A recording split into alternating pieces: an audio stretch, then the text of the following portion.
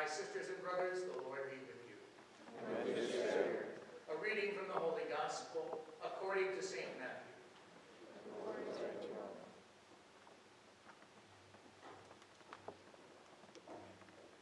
Jesus told his disciples this parable. A man going on a journey called his servants and entrusted his possessions to them. To one he gave 5 talents, to another 2, to a third 1, to each according to his ability. Then he went away. Immediately, the one who received 5 talents went and traded with them and made another 5. Likewise, the one who received 2 made another 2. But the man who received 1 went off and dug a hole in the ground and buried his master's money. After a long time, the master of those servants came back and settled accounts with them. The one who had received 5 talents came forward, bringing the additional 5. He said, "Master, you gave me 5 talents. See, I have made 5 more." His master said to him, "Well done, my good and faithful servant. Since you were faithful in small matters, I will give you great responsibilities. Come, share your master's joy." Then the one who had received 2 talents also came forward and said, "Master, you gave me 2 talents. See, I have made 2 more." His master said to him, "Well done, my good and faithful servant. Since you were faithful in small matters, I will give you great responsibilities. Come, share your master's joy." Then the one who had received the 1 talent came forward and said, "Master, I knew you were a demanding person, harvesting where you did not plant and gathering where you did not scatter. So out of fear, I went off and buried your talent in the ground. Here it is back." His master said to him in reply, "You wicked, lazy servant. So you knew that I harvest where I did not plant and gather where I did not scatter. Should you not then have put my money in the bank so that I could have it back with interest on my return? Now then, take the talent from him and give it to the one with 10. For to everyone who has, more will be given, and he will grow rich. But from the one who has not, even what he has will be taken away. And throw this useless servant into the darkness outside, where there will be wailing and grinding of teeth." The Gospel of the Lord. Praise to you, Lord Jesus Christ.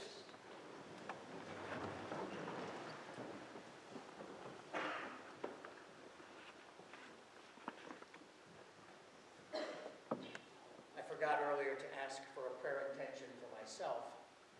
Just a little while ago, I started to get a raspy and dry throat.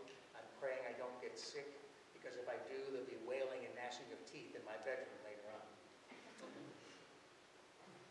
I spent 10 years in Western Massachusetts, outside of Springfield, 4 years as an undergrad seminarian, and 6 years as a priest.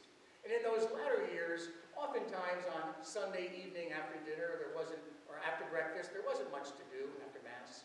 So we would go out and find these old cemeteries and read some of the epitaphs, some of the inscriptions on some of the stones. It was fun, because you saw some things that were so old, and some stuff like this, funny and not funny. After many good times with friends his age, riding horses and playing ball, he is here, back in the earth he sprang from, 20 years old, his parents' pride, Wayne Henry. Philip was an actor all his life. He won awards in comedy and drama. On stage, he died 1,000 times, but never quite like this. Here lies Robert Frost. He had a lover's quarrel with the world. Here lies Lester Moore. 4 slugs slugs from a 44, no less, no more. Bill Blake was hanged by mistake. Here lies the body of Jonathan Blake, stepped on the gas instead of the brake.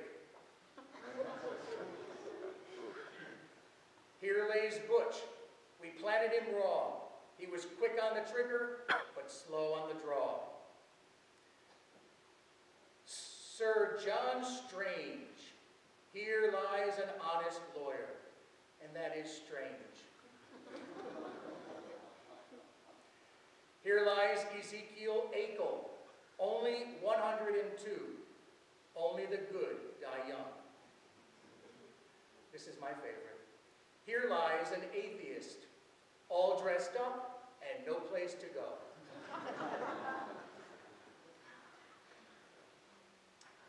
We are celebrating today the 33rd Sunday in Ordinary Time, the second to last Sunday in Ordinary Time. Next week is the Feast of Christ the King and the final Sunday in Ordinary Time. And on the 30th of November, we begin another season, the season of Advent.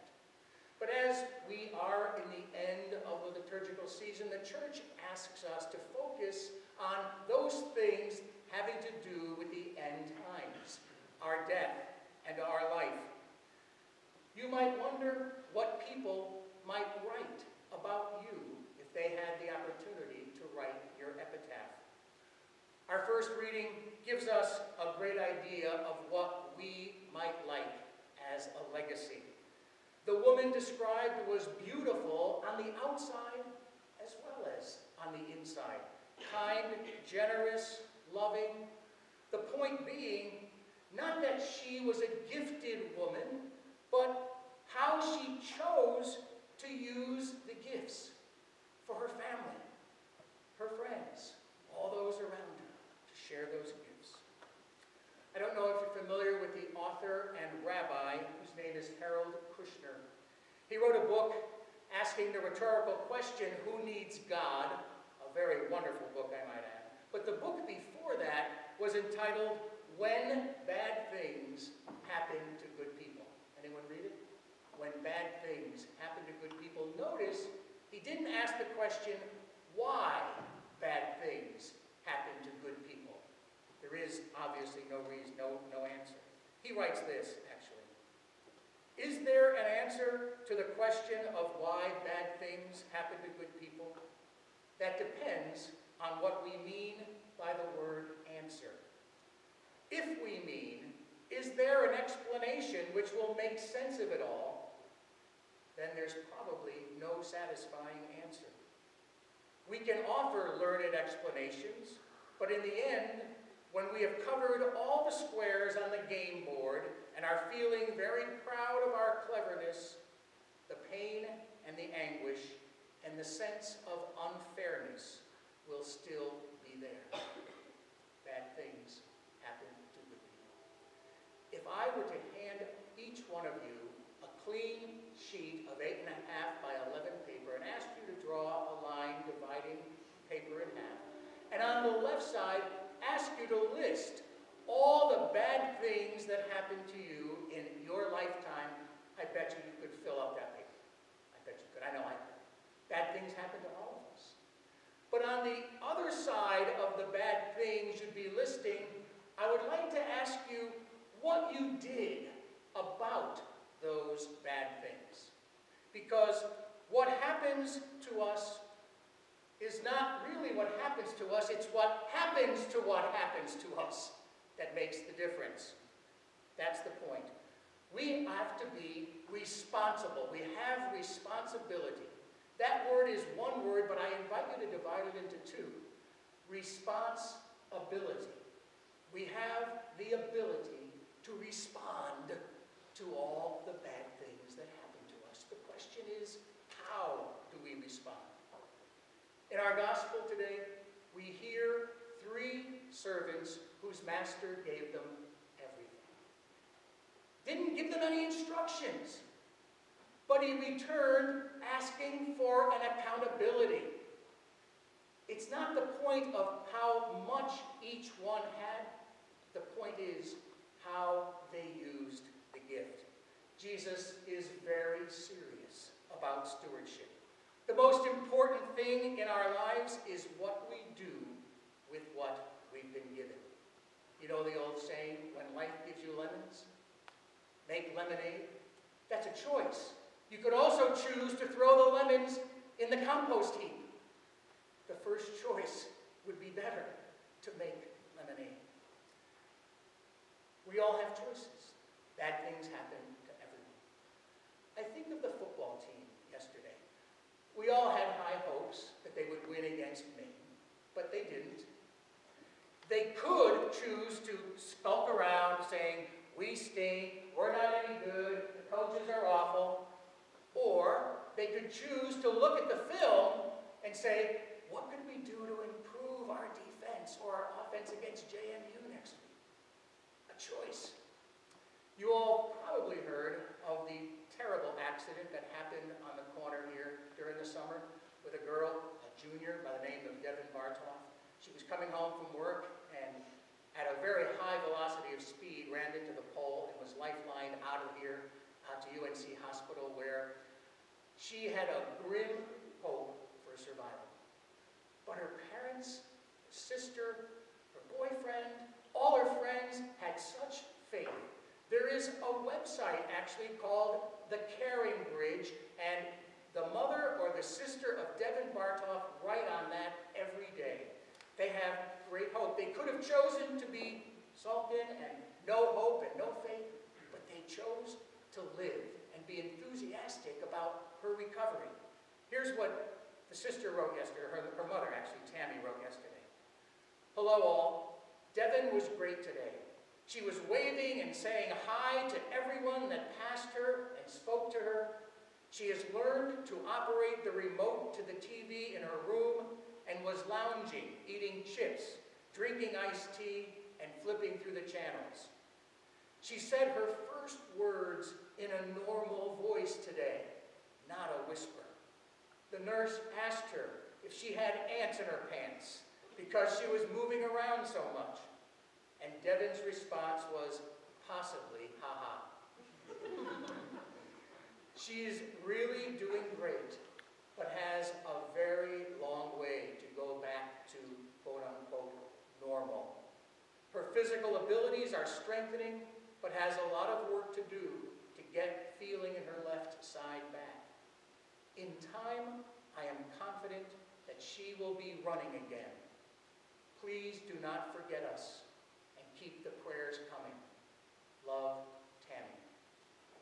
That is a family filled with faith and filled with hope. And they made that choice with the bad thing that happened to their daughter. I need a few volunteers for a demonstration. How many? 1, 2, 3, 4, 5. I need 5 volunteers. Who wants to come up? You won't be asked anything. I won't ask any questions. Come on up. 5 volunteers, please. No? Come on. Where's my young people? Come on. Won't hurt. Won't hurt. 1, 2, 3, 4.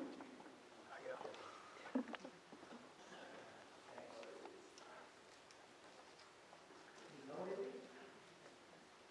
No? No? Thanks. See, where's the smallest guy?